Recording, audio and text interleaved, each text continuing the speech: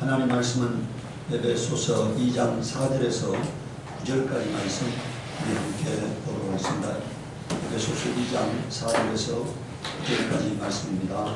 그러나 하나님의 자비가 넘치는 분이셔서 우리를 사랑하신 그 큰 사랑으로 말미암아 범죄로 죽은 우리를 그리스도와 함께 살려주셨습니다. 여러분은 은혜로 구원을 얻었습니다. 하나님께서 그리스도 예수 안에서 우리를 그분과 함께 살리시고 하늘에 함께 앉게 하셨습니다. 그것은 하나님께서 그리스도 예수 안에서 우리에게 자비로 베풀어 주신 그 은혜가 얼마나 풍성한지를 장차 올 모든 세대에게 드러내 보이시기 위함입니다. 여러분은 믿음을 통하여 은혜로 구원을 얻었습니다. 이것은 여러분에게서 난 것이 아니요 하나님의 선물입니다. 오늘은 하나님의 긍휼이라는 제목으로 하나님 말씀을 보고자 합니다. 하나님은 우리를 지으신 우리 영혼의 아버지이십니다. 그래서 우리를 사랑하시는 아버지다. 그래서 성경에 보면 이렇게 말하고 있어요. 너희가 악할지라도 자녀에게 좋은 것을 줄 줄 알지 않느냐. 그런데 하나님은 우리는 악하여도 그러니까 뭡니까? 변질된 타락된 그런 성품을 갖고 있어도 자녀를 사랑하고자 하는 게 본성이라는 얘기니까. 그런데 하나님은 온전하신 변질되지 아니한 그 사랑의 성품을 갖고 있기 때문에 우리를 사랑하신다고 말씀하고 있습니다. 그래서 하나님은 항상 우리에게 좋은 것을 주시기를 원하시는 아버지십니다.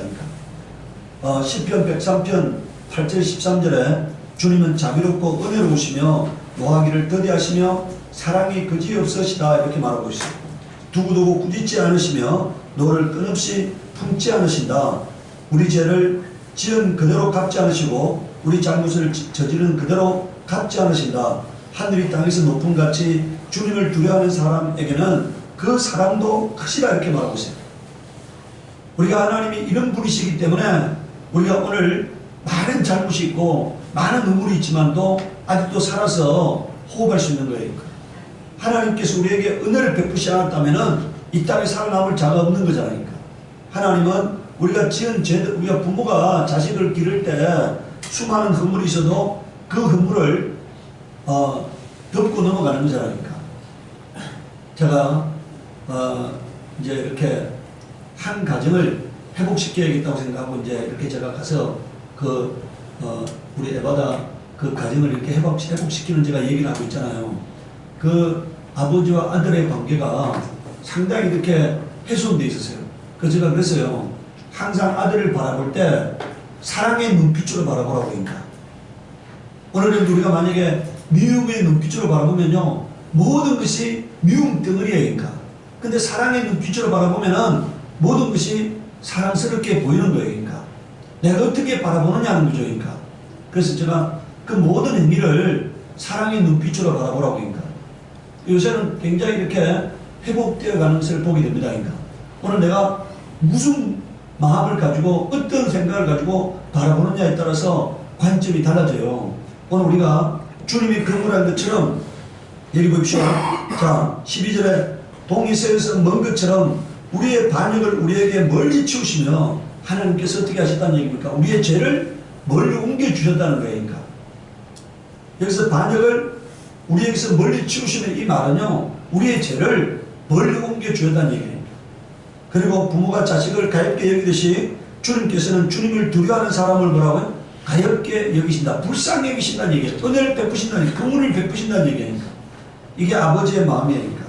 느헤미야 9장 31절에 그러나 주님께서는 은혜로우시며 사람을 불쌍히 여기시는 하나님시기에 그들을 끔찍이도 불쌍히 여기셔서 멸망시키지 않고 버리지도 않으셨습니다. 이렇게 말해요. 저는요 너무나 이해가 안 되는 게 있어요.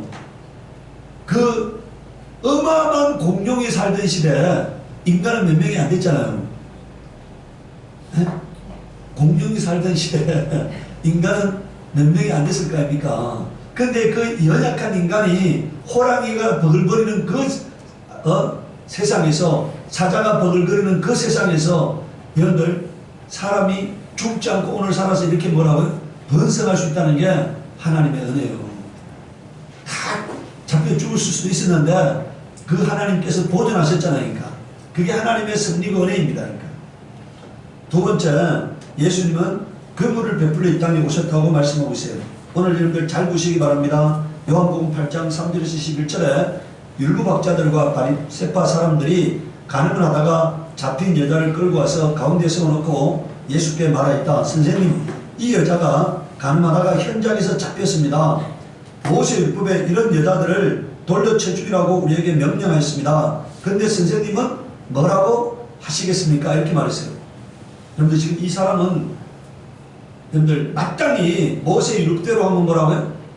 돌려쳐 죽게 하는 여자잖아요. 그런데 그 여자가 간음하다가 현장에서 잡혀서 지금 왔습니다. 그를 끌고 온 자가 누구라고 말하고 있습니까?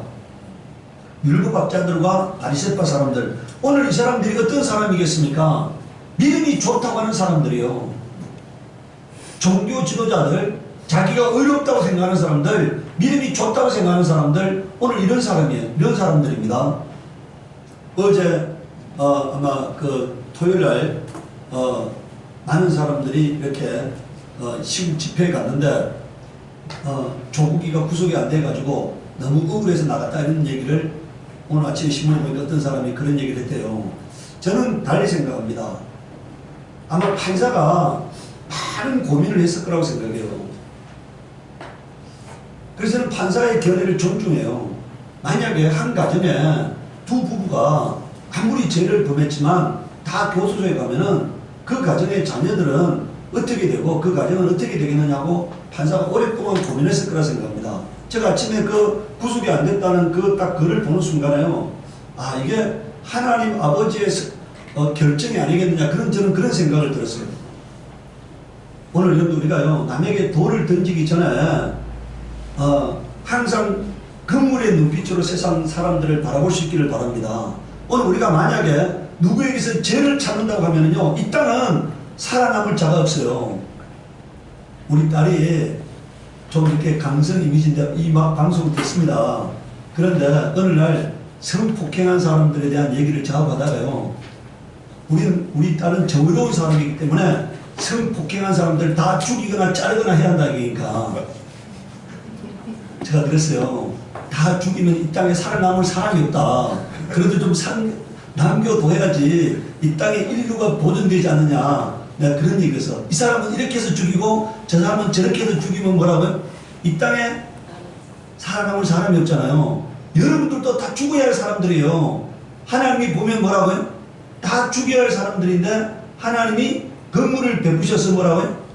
살려놓은 거니까. 나도 죄인이고 여러분도 죄인이고 다 죄인이니까. 그래서 오늘 우리는요, 남의 허물을 보기 전에 긍휼을 베푸는 주님의 마음을 먼저 가슴에 품기를 바라요. 오늘 이 땅에는 다 미움밖에 없으니까. 미움밖에. 그래서 저는요, 내가 아침에 그 딱 글을 보는 순간에 주님의 마음이 느껴지더라고요. 주님의 마음. 오늘 우리가요, 우리는 그리스도인이잖아요. 세상 사람들이 아니고 그리스도인이잖아요. 그러니까 좀 주님의 눈빛으로 모든 사람들, 여러분들, 쳐죽여야 하는 가늠하다가 현장에 잡힌 사람에게도 자비를 베푸시는 그 주님의 마음을 뭐라고요? 오늘 좀 가슴에 품으시기 바라요. 오늘부터는 좀 세상 사람들을 바라볼 때 좀 다른 각도에서 바라볼 수 있기를 바랍니다. 주님이 오늘 이 사건을 보고 뭐라고 말씀하십니까? 그들이 이렇게 말한 것은 예수를 시험하여 고발할 구실을 찾으려는 속셈이었다. 만약 여러분들 예수님께서 자 죽이지 말아라 하면 어떤 일이 벌어집니까? 모세의 율법을 어긴 분이 돼요. 죽여라고 하면은 예수님은 사랑이신데 은혜를 베풀러 오신 분이 살인을 저지르려 하는 이런 구원하러 오신 분이 죄인을 만나서 구원하러 오신 분이 죽이는 문제를 범하게 되잖아요. 그 주님은 고민하시다가 자 6절을 보세요. 이렇게 말하는 것은 예수를 시험하여 고발할 구실을 찾으려는 속셈이었다. 그러나 예수께서 몸을 굽혀서 손가락 땅에 무엇을 쓰셨다. 그들이 다같이 물으니 예수께서 몸을 이렇게 그들에게 말씀하셨다. 너희 가운데서 죄가 없는 사람이 먼저 이 여자에게 돌을 던져라. 여러분들요, 저는요, 땅바닥에다가 쓴 것이 뭐라고 생각합니까? 저는 죄 없는 자가 돌을 던져라. 이렇게 썼다고 생각합니다. 그런 내용은 없어요. 땅바닥에 뭘 썼는지는 없잖아요. 그런데 땅바닥에 뭘 썼는데 그들이 여전히 주님을 자꾸 다그쳐. 그러니까 주님께서 일어나가지고 뭐라 말씀하셨다고요? 너희 가운데서 죄가 없는 사람이 먼저 이 여자에게 돌을 던져라. 아마 땅바닥에 쓴 내용도 똑같은 내용이라 생각합니다. 그러니까. 그리고 다시 몸을 굽혀서 땅에 무엇인가를 쓰셨다. 오늘 제가 아침에요, 이 말을, 이 성경을 제가 아침에 말씀을 전하기 위해서 보면서, 이것도 땅바닥에 뭐가 쓰여진지는 없잖아요, 성경에. 근데 성령께서 저에게 감동하시기로 저는 그렇게 썼을 거라 생각합니다. 내 이웃을 내 몸같이 사랑하라고 하니까. 뭐라고요? 내 이웃을 내 몸같이 사랑하라고 아마 예수님이 쓰실 거라고 그 마음이 확 느껴졌어요. 그러니까. 네.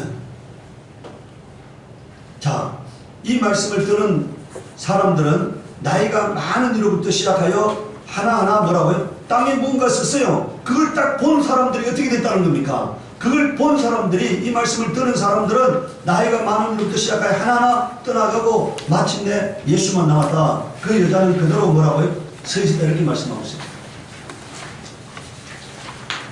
예수께서 몸을 일으키시고 여자에게 말씀하셨다. 여자여, 사람들은 어디에 있느냐? 너희를 정죄하는 사람이 한 사람도 없느냐? 여자가 대답하여 있다. 주님, 한 사람도 없습니다. 예수께서 말씀하였다. 나도 너를 정죄하지 않는다. 가서 이제부터 다시는 죄를 짓지 말아라. 이렇게 말씀했어요. 예수님 뭐라 말씀했다고요? 가늠하다가 현장에 잡혀온 여자에게 뭐라고요? 나도 너를 정죄하지 않는다고 말씀했잖아요. 아니, 예수님도 정죄하지 않는데 오늘 사람들은요, 너무나 남을 쉽게 정죄해. 저는요, 이 땅이 정죄하기에 앞서서, 공의를 내세우기에 앞서서, 정의를 내세우기에 앞서서 사랑으로 사람들을 바라보고 감싸려고 한다면 좀 더 따뜻한 나라가 되지 않겠냐, 그런 생각을 합니다. 오늘 우리에게 이 시대에 필요한 거는요, 정의보다가 뭐라고요? 주님도 정의를 몰라서 이렇게 말씀하지는 않았잖아요. 정의보다가 사랑이 앞설 수 있기를 바랍니다. 오늘 우리가 만약에 정의를 주장한다면 이 땅에 살아남을 자가 없어요. 네. 마태복음 12장 20절에서 21절에 보시오. 정의가 이길 때까지 그는 상한 갈대를 꺾지 않고 꺼져가는 심지를 끄지 않을 것이다. 이게 뭔 말입니까? 상한 갈대, 이미요. 자, 상한 갈대란 말은 지금 부러진 갈대잖아요. 상처난 갈대잖아요. 오늘 여러분들, 이 상한 갈대는요, 약한 자, 힘든 자, 가난한 자, 병든 자, 그 다음에 죄 지은 자, 이런 사람들이에요. 그런 사람들에게 주님은 더 힘들게 하지 않는다는 얘기입니다. 더 힘들게 하지 않는다. 꺼져가는 심지를 끄지 않을 것이다. 그러니까 주님은 약한 자에게 은혜를 베푸시고, 병든 자에게도 은혜를 베푸시고, 죄 지은 자에게도 뭐라고요? 은혜를 베푸시는 분이신 걸 우리가 잊지 말아야 합니다. 그러니까. 그래서 21절에 보십시오. 이방 사람들이 그 이름에 뭐라고요? 희망을 걸 것이라고 말하고 있으니까. 이방 사람들이, 여러분들, 이방 사람들이 어떤 사람들입니까? 허물 많은 사람들, 죄인들이잖아요. 그래서 주님께 희망을 걸 거라는 거예요. 그러니까. 왜? 상한 갈대를 꺾지 않고, 약점이 많고, 허물이 많고, 부족함이 많고, 연약함이 많고, 실수가 많고, 돌아보면은, 제가 어느 날 우리 집사람 얘기 있지만요, 어느 날 제 옆에 있는데, 제가 깊은 신음 속에 나를 용서해 주세요. 제가 이렇게 했어요. 그리고 우리 집사람 뭘 용서해 달라냐고 얘기를 해요. 그것은 제 영혼의 고백이야. 어느 순간에 성령께서 저에게 확 그게 죄로 깨달아지게 하니까 제가 그냥 깊은 신음으로 나를 용서해 주세요 하고 튀어나오는 소리가, 우리 집사람이 비몽사몽간에 그걸 들었는지 뭘 용서해 달라고 하느냐는데, 깊은 신음이잖아. 내 영혼의 깊은 신음 소리, 그게 용서해 주세요. 제가, 주님이 오늘 만약에 나에게서 죄를 찾는다면은 끝장이잖아요. 근데 하나님께서 은혜를 베풀어 주기 때문에 희망을 거는 겁니다. 자, 로마서 5장 6절에서 10절에 보십시오. 우리가 아직 약할 때 그리스도께서 제때 경건하지 않은 사람을 위하여 죽으셨습니다. 의인을 위해서라도 죽을 사람은 거의 없습니다. 더욱이 선한 사람을 위해서 감히 죽을 사람은 드뭅니다. 여러분들, 의인을 위해서라도 죽지 않는데 선한 사람 정도 갖고는 죽을 사람이 없다는 거예요. 그러니까. 그런데 주님은 누구를 위해서 죽어주셨다고요? 죄인을 위해서 죽어주셨다는 거예요. 그러니까 우리가 연약할 때, 우리가 허물이 많을 때, 여러분들 8절에 보십시오. 우리가 아직 죄인 됐을 때 그리스도께서 우리를 위하여 죽으셨습니다. 이래야 하나님께서는 우리들에 대한 자기의 사랑을 실천하셨습니다. 그러므로 지금 우리가 그리스도의 피로 의롭게 되었으니 그리스도를 말미암아 하나님의 진노에서 구원을 얻으려는 것은 더욱 확실합니다. 우리가 하나님의 원수일 때도 하나님의 아들의 죽으심으로 말미암아 하나님과 화해하게 되었다면 화해한 우리가 하나님의 생명으로 말미암아 구원을 얻으리라는 것은 더더욱 확실한 일입니다. 이렇게 말하세요. 우리가 연약할 때, 우리가 죄인 되었을 때, 우리가 하나님과 원수가 되었을 때 하나님이 우리를 먼저 사랑해 주셨다는 사실을 깨달아야 합니다. 그럼 우리도 어떻게 한다는 얘기입니까? 나에게 아픔을 준 사람, 나에게 힘들게 하는 사람, 그것을 가슴에 품고 뭐라고요? 내가 그 영혼을 사랑하고 그 영혼을 위해서 기도할 때 그게 주님의 사람이 되는 거잖아요. 네. 내가 도저히 사랑할 수 없는 사람을 사랑할 때 그게 주님의 사람이 되는 것입니다. 디모데 전서 1장 15절 16절에 그리스도께서 예수께서 죄인을 구원하시려고 세상에 오셨다는 하는 이 말씀은 믿음직하고 모든 사람이 받아들일 만한 말씀입니다. 나는 죄인의 우두머리입니다. 그러나 하나님께서는 나에게 자비를 베푸셨습니다. 그 뜻은 그리스도 예수께서 끝없이 참아주심의 한 사례를 먼저 나에게 드러내 보임으로써 앞으로 예수를 믿고 영생을 얻으려고 하는 사람들의 본보기로 삼으시려는 것입니다. 그런데 이 바울이 어떤 사람입니까? 예수 믿는 자들을 체포해서 예루살렘에 끌고 왔던 사람이고, 스테반이 죽을 때는 스테반을 죽이는 사람들의 옷을 지켰던 사람이잖아요. 그리고 다메섹 도상에 또 예수 믿는 사람들을 체포해다가 죽이려고 다메섹으로 가다가 다메섹 도상에서 예수님을 만났던 사람이잖아요. 혈기가 왕성했던 사람이라니까. 살기가 왕성했던 사람이잖아요. 그런 사람을 예수님이 불러가지고 구원시켰다는 것은, 여러분들 이것은요 너무 늦은 구원은 없다 이런 얘기입니다. 뭐가 없어요? 사람들이 그런 얘기 하잖아요. 난 너무 늦었어 이런 얘기 하는데, 하나님께 있어서는 너무 늦은 구원은 없는 겁니다. 하나님이 용서하지 못할 죄인은 없다고 하는 것을 하나님이 보여주시려는 거예요. 그러니까 예수 그리스도의 대적으로서 예수 믿는 사람들을 죽이고 핍박했던 그 사람을 예수님이 친히 다메섹 도상에서 만나주시고 은혜를 베푸셨다는 것은 용서받지 못할 죄는 없다는 것을 말씀하고자 하는 거예요. 구원받지 못할 죄는 없다고 하는 것을 말씀하고자 하는 것입니다. 예수 그리스도의 피의 능력을 믿고 예수님 앞에 무릎 꿇으면은 그 어떤 죄도 사함받고 구원받을 수 있다는 것을 말하려고 하는 것입니다. 하나님은 성경에 말씀했어요. 한 사람도 멸망하기를 원하지 않는다고. 그러니까 죄인이 망하는 것을 하나님은 조금 더 기뻐하지 않는다고 말씀하셨잖아요. 그러니까 예수 믿고 구원받는 것이 하나님의 뜻이라고 말씀하고 있습니다. 그러니까 세 번째, 하나님의 긍휼 때문에 우리가 구원받을 수 있습니다. 에베소서 2장 3절에서 8절에 우리도 모두 전에는 그들 가운데서 육신의 정욕으로 살고 육신과 마음이 원하는 대로 행하며 나머지 사람들과 마찬가지로 날 때부터 진노의 자식이었습니다. 그러나 하나님은 자비가 넘치는 분이셔서 우리를 사랑하신 그 큰 사랑으로 말미암아 범죄로 죽은 우리를 그리스도와 함께 살려주셨습니다. 이렇게 말했어요. 범죄로 죽은 우리를 그리스도와 함께 뭐라고요? 살려주셨습니다. 여러분은 은혜로 구원을 얻었습니다. 하나님께서 그리스도 예수 안에서 우리를 그분과 함께 살리시고 하늘에 함께 앉혔었습니다. 그것은 하나님께서 그리스도 예수 안에서 우리에게 자비로 베풀어 주신 그 은혜가 얼마나 풍성한지를 장차 올 모든 세대에게 드러내 보이시기 위함입니다. 여러분은 믿음을 통하여 은혜로 구원을 얻었습니다. 우리가 은혜가 뭐가 은혜겠습니까? 만약에 누군가가 여러분에게 우리가 교회가 말하는 은혜 하잖아요. 그 은혜가 무엇이 은혜라고 묻는다면은 복잡하게 설명하면 안 돼요. 은혜는 믿음으로의 구원이 은혜입니다. 뭐가 은혜라고요? 믿음으로의 구원, 이것은 은혜라는 거예요. 행위로 구원이라고 하면 이거는 구원받은 자가 아무도 없는 거잖아요. 근데 하나님은 인류를 구원하기 위해서 예수 믿는 자를 의롭다 하기로 작정하셨어요. 그러니까. 그래서 예수 믿으면은 죄 사함 받는 겁니다. 예수 믿으면은 뭐라고요? 의인이 되는 거예요. 예수 믿으면은 하나님의 자녀가 되는 거예요. 이것을 은혜라고 하는 겁니다. 한마디로 요약하면 뭐가 은혜라고요? 믿음으로의 구원. 이게 은혜다. 그러니까. 최고의 은혜는 사람들이요, 교회 와가지고 설교 들으면서 좀 감동해서 그런 은혜 받았다 하잖아요. 진짜 은혜가 뭐가 은혜라고요? 믿음으로의 구원. 이게 진짜 은혜입니다.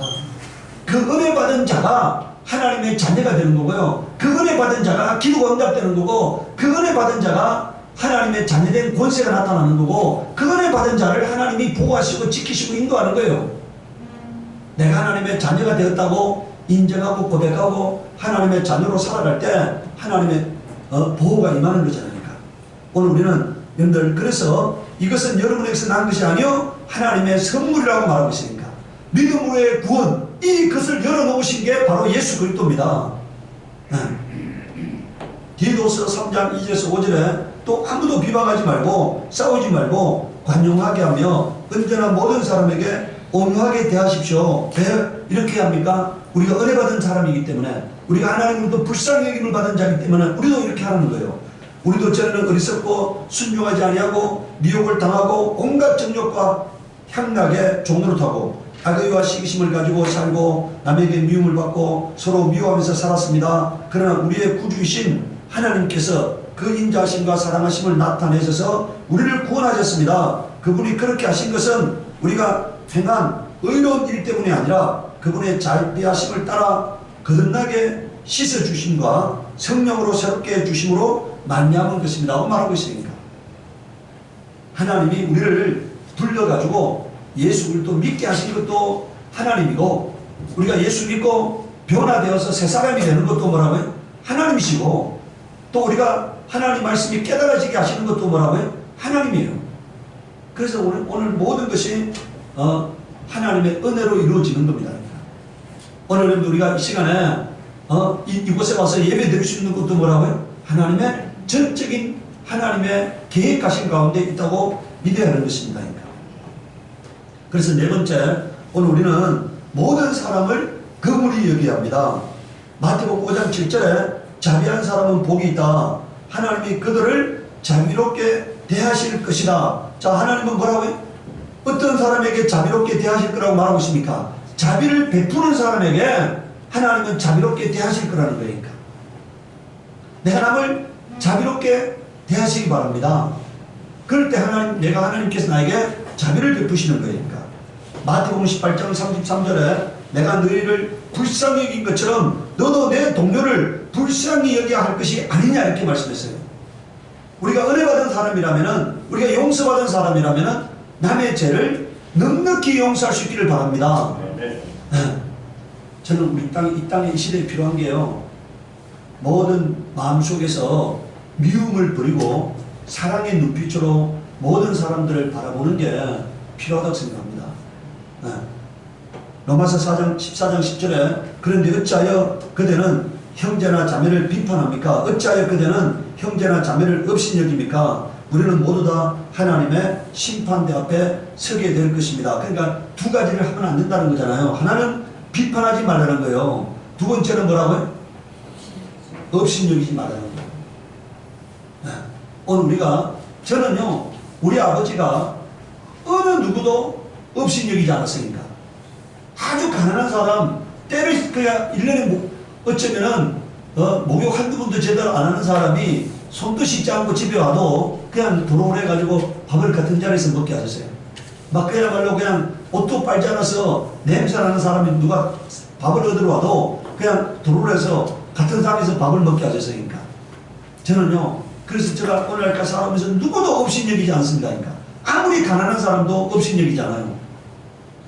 그게 내가 우리 가족들한테 그런 얘기를 했어요. 만약에 우리가 누구를 업신여기면은 하나님이 우리를 그런 업신여김을 당하는 사람 만들 것이다. 절대로 남을 업신여기면 안 된다. 그러니까. 그래서 오늘 우리가 남을 높일 때 하나님이 우리 가정을, 나를 붙드사 내가 그렇게 남한테 업신여김을 당하지 않게 만들어 주실 거라고 믿으시기 바랍니다. 그래서 오늘 우리는 절대로, 왜냐하면요, 그 한 사람 한 사람이 하나님의 형상이에요. 하나님의 자존심이니까.